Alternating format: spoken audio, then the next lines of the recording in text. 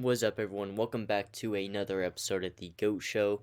Today I'll be doing my top 10 college football playoff rankings. Yesterday was a crazy Saturday with a lot of top teams getting upset, but let's start out with the teams that just missed my top 10. We have North Carolina. They're currently set at 8-1. I just don't think they're a top 10 team right now. They really haven't even played anyone. But then let's move on to Texas. Texas has 3 losses, so that's why they're not my top 10. They had 2 losses where Ewers was out, which was Texas Tech and Alabama. Who knows, they could have won those games, but that Alabama game, with them losing to LSU, doesn't look as good. USC is another one. They are coming off a 6-point win against Cal. They have not looked impressive since losing Addison. So I feel like if they impress me more, they'll be in the top 10. And then my last team that missed it is Penn State. They're coming off a dominant win against Indiana, but them 2 losses against Ohio State and Michigan were pretty bad losses, double-digit losses, so that's why they missed out on my top 10. But let's get started. Going into my top 10, I have Clemson. So the bottom screen is where I think they will have what the college football pool will have, and then my top pool is my pool. So I have Clemson at number 10. They finally got exposed. DJ Uiagalelei is not him. Cade Klubnik, I feel like, is a better quarterback. I don't fault Dabo for starting DJ since he was the leader of the team. But if they started Cade, I feel like you guys would have won this game. On the other side, Notre Dame, they had some QB issues with Butchner and Pine. Pine went out there and played a heck of a game. Notre Dame's run game was absolutely nice. But Clemson sits at number 10 for me. My prediction for number 9 in the college football playoff pool is Alabama. Number 9 for me, I have Utah. Utah has looked absolutely phenomenal. They have lost to Florida and they lost to UCLA. Both were road games. Utah has looked a lot more impressive than USC these past couple weeks. And I feel like if they played each other right now, Utah would win. Utah has a game against Stanford and they play at Oregon. I feel like that's going to be a huge game for them because if they win that, I think it will officially kick the Pac-12 out unless USC ends up going undefeated. But the way USC is playing, they are not going to go undefeated. Utah, with Cameron Rising, is just a sleeper team in my opinion. I feel like they're a top 10 team and can compete with anyone in the nation. But for now, I have them sitting at number 9.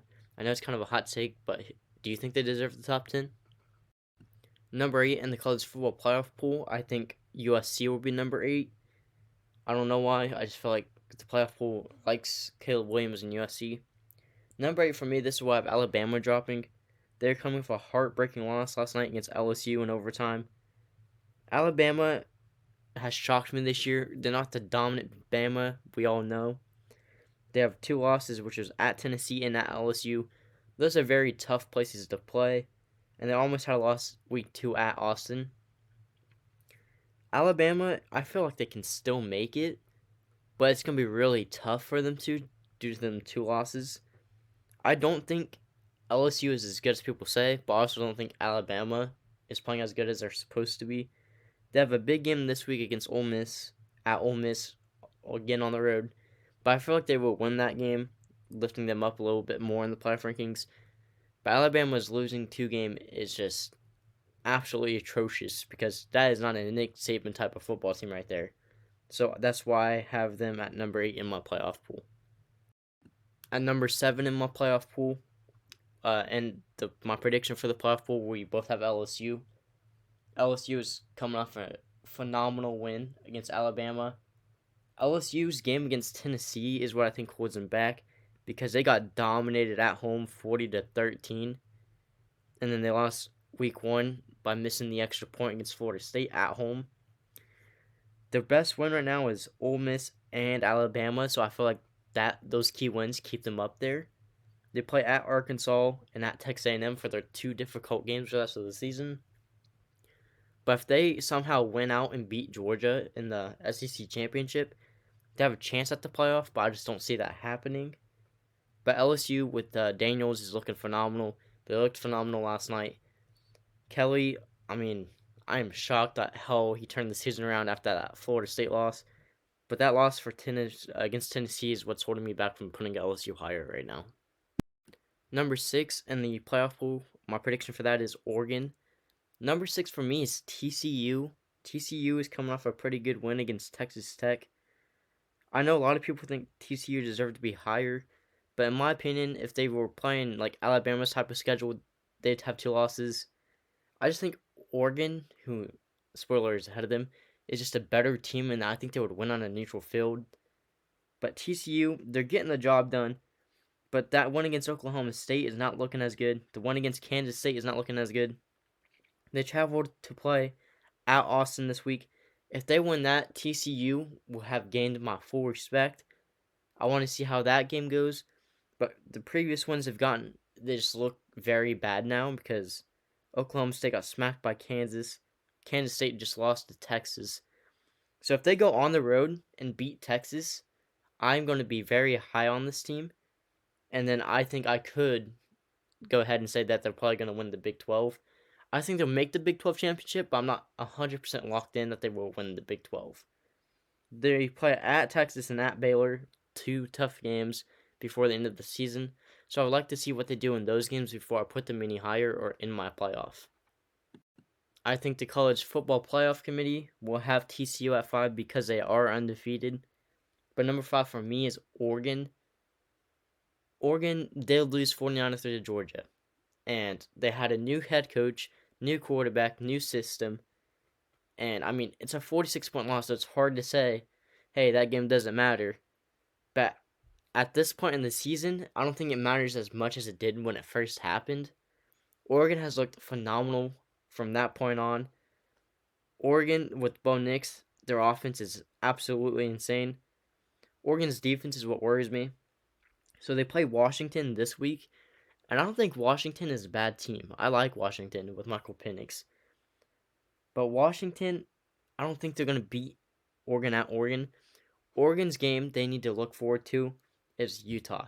Because last year they went 0-2 against Utah, and basically Utah ruined their playoff chances. But this year, they have a different quarterback. They have Bo Nix, and when Bo Nix is not playing at Georgia or Alabama, Bo Nix is very, very solid. Oregon just got a 49-10 win against Colorado. I don't mind if people have them at like 6 or 7, but I feel like if they put on a neutral field against the teams that have behind them, I think they win. So I'm going to put the Ducks at number 5. My prediction for number 4 in the AP pool is Tennessee. But my playoff pool, I have Tennessee as well. Tennessee is coming off a pretty bad loss against Georgia, 27-13. I don't really think that score determines how that game really went because Georgia dominated them all game. I predicted Georgia to win. I knew it was going to be a 2-touchdown game. If you're playing at Georgia, it's going to be a tough game. And, I mean, that's what Oregon did week 1. And then now Tennessee did it. But if you have Tennessee's schedule and you have to play at LSU, Alabama, and Georgia, you're bound to have a loss somewhere. So I'm not going to take them down too far. I still think they're a top team in the nation. I like Hendon Hooker and the Tennessee offense.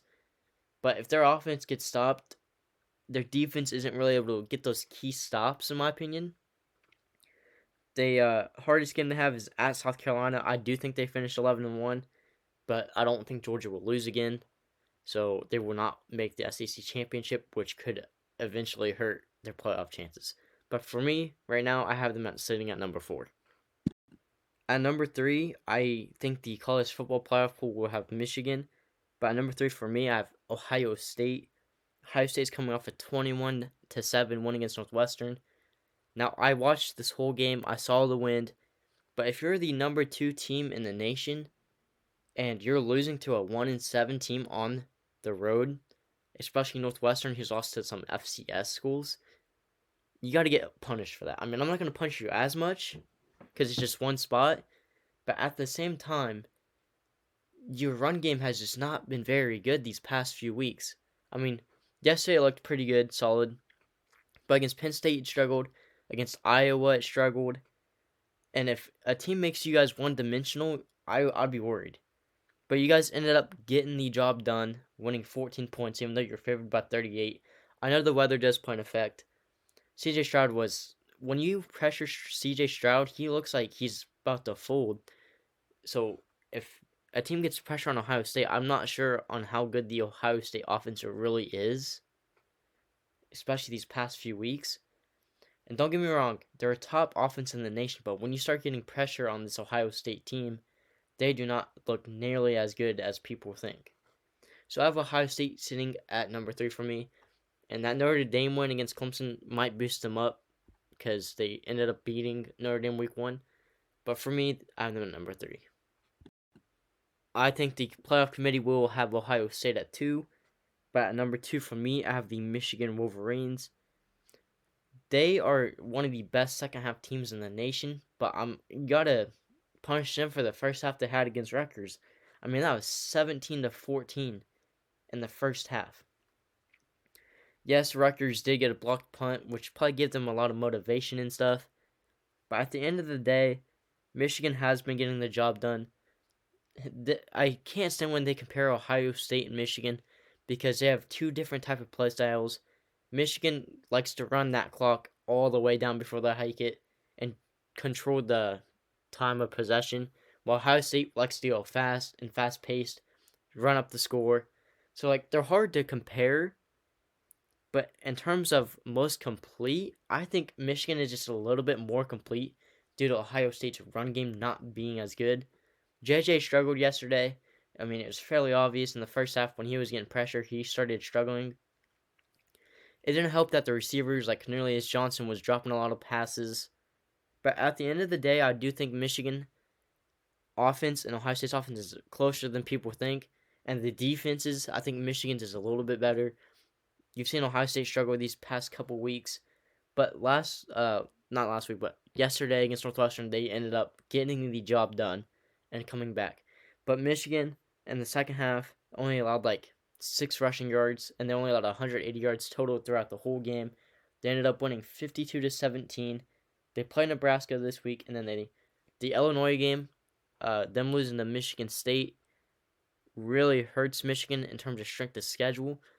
But at the end of the day, Michigan and Ohio State play at the game, and the winner of that will make the playoff. The loser of that is going to be tough too, just because their strength of schedules are weak. But I do think both these teams are top 4 teams in the nation so far. Now, at number 1, I feel like it's a clear and obvious number 1. I think they're going to have Georgia. I'm going to have Georgia. Georgia has looked phenomenal. I mean, I picked Georgia to win.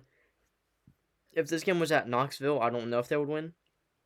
But I knew it because Georgia's defense, I knew they would slow down the Tennessee offense. As good as the Tennessee offense is, when Georgia comes to play, they are the best team in college football. Like, there's so many games I could use, like the Oregon game. I know it was the first game, but people were picking Oregon to win that game. I mean, I know I picked Oregon to win that game. And Georgia took that with disrespect, and they went out and they whooped them. And then Sanford, I mean, that's not... But at South Carolina, 48-7, those first 3 weeks, Georgia looked like the most complete and dominant team. They have struggled a couple games, like the one at Missouri. I'm not really sure what happened there.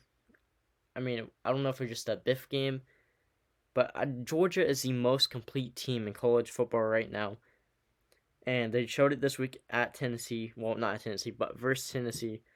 They have 2 tough games on the schedule at Mississippi State.